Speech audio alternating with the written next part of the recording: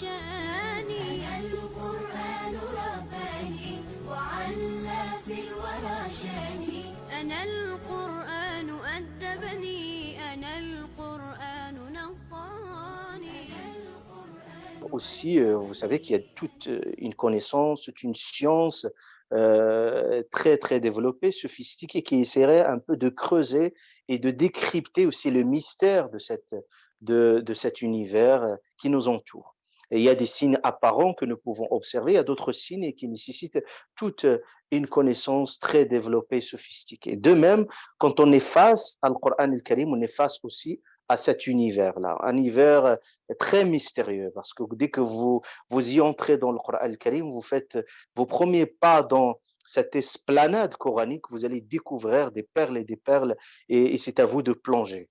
Comme il disait Abdullah ibn Abbas, radiallahu anhuma, quand il était face à Sahaba, qu'on le nommait le traducteur du Coran al-Karim, quand il y a un verset coranique, Abdullah ibn Umar lui a dit Ros Ghawwas, plonge au plongeur. Parce qu'il savait qu'Abdullah ibn Abbas, quand il plonge dans le Coran al-Karim, il sort des perles. Et c'est ainsi que nous devons procéder pour lire des signes d'Allah subhanahu wa ta'ala.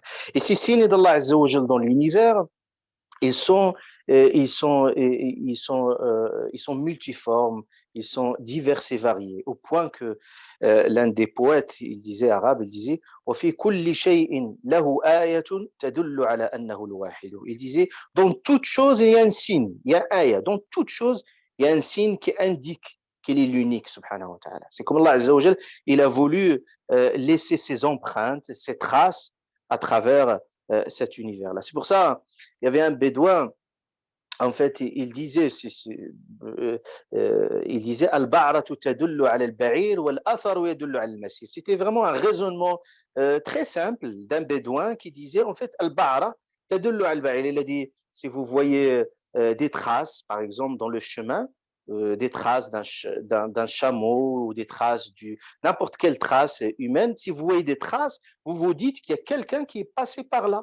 Il a dit أفسماء ذات أبراج وأرض ذات فجاج أفلا تدل على السميع البصير.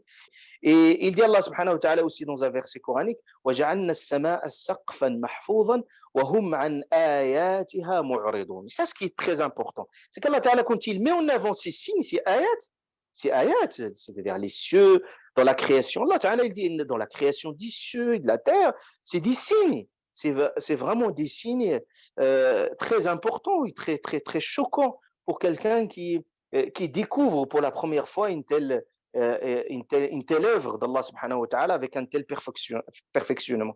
Mais Allah subhanahu wa ta'ala il dit وَهُمْ عَنْ آيَاتِهَا مُعْرِضُونَ. Il dit que les gens s'en détournent de ces versets-là. Ils ne perçoivent pas. Pourquoi? Parce que les gens ne perçoivent pas toujours ces signes. Soit par aveuglement, Allah subhanahu wa ta'ala parlait aveuglement, cécité même du cœur.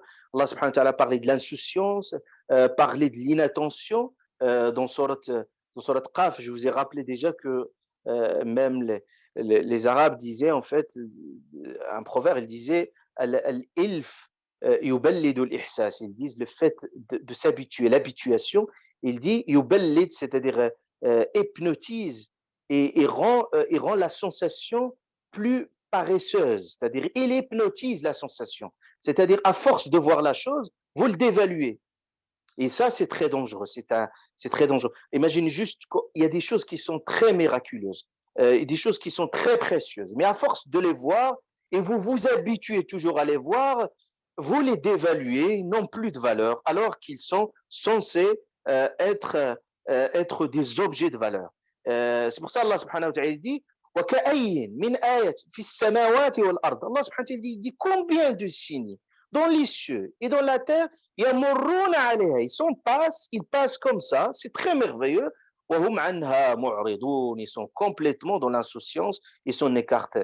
C'est pour ça le travail spirituel, c'est ça ce que nous devons retenir aujourd'hui comme leçon, comme moralité. Le travail spirituel, il consiste à renouer avec l'originalité de cette sensation. Ne perdez pas cette sensation. Vous savez, quand quelqu'un boit, il mange, quand il perd le goût, c'est-à-dire la sensation du goût, c'est quelque chose qui indique que vous êtes vous êtes en bonne santé. C'est-à-dire quand quelqu'un il est malade, il trouve plus le goût à rien, ni le goût à boire, ni le goût à manger. C'est pour ça le poète arabe il disait Inna al-aina la tunkiru daw ash-shamsi min ramadan. Il dit ça se peut que les yeux peuvent c'est un aveugle, il veut dire ça n'existe pas le ciel parce que c'est justement parce qu'il peut pas le voir. Il dit wa tunkiru wa yunkiru al-famu ta'ma al-ma'i min saqam. Il a dit en fait, il est malade, il peut mais il peut ne pas reconnaître le goût de l'eau justement parce qu'il est malade. Il a perdu cette faculté de sensation. Donc, le travail spirituel, c'est retrouver l'originalité de cette sensation. Ne pas céder à l'habituation. Trouver la sensation du beau, la sensation du grand, la sensation du parfait. C'est pour ça, même dans les bienfaits qu'Allah subhanahu wa ta'ala nous a octroyés, nous devons toujours retrouver sensation à cela. Regardez le prophète alayhi salam, il dit Inna Allah yuhibbul abd. Allah subhanahu wa ta'ala aime le serviteur qui est dans cette attitude d'humilité. Il mange n'importe quelle nourriture, minime soit-il, basique soit-il, il ressent le besoin, c'est-à-dire n'importe quelle nourriture, il dévalue rien, toujours, et il donne le sens et il donne la valeur à ces choses qui sont autour de lui. Donc, nous devons le travail de méditation dans le Coran al-Karim et la contemplation de l'univers, ça consiste à réactiver la vitalité de la foi. La foi, pour la rendre, pour la réhabiliter et pour la réactiver, la rendre en plus vitale, c'est avec à ce travail d'émerveillement spirituel. Revenez-vous, j'ai déjà signé ça, l'émerveillement spirituel, c'est-à-dire on éveille cet émerveillement spirituel dans l'univers. Et c'est pour ça Allah subhanahu wa ta'ala il dit que l'univers, que quelqu'un à un moment donné, quand il regarde le ciel, il regarde ces nuages, parfois il admire la nature, et cela, quand il donne cette sensation et un goût spirituel quand nous ressentons la puissance d'Allah subhanahu wa ta'ala qui s'exprime dans cette œuvre-là, ça rend notre foi plus dynamique. Parce que la foi est un processus dynamique qui interagit avec la réalité du monde. C'est-à-dire, on peut partir de la base, rien qui n'est le fruit du hasard.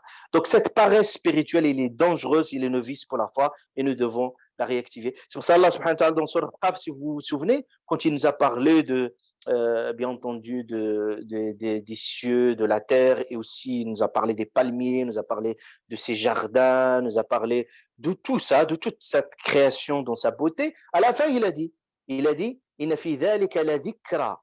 Et Allah subhanahu wa ta'ala il a dit tabsiratan wa dhikra li kulli 'abdin munib. Il a dit ça, c'est une clairvoyance, mais c'est un rappel pourquoi? Pour toute personne, 'abd, toute personne dans l'humilité, munib, il est dans le repentir.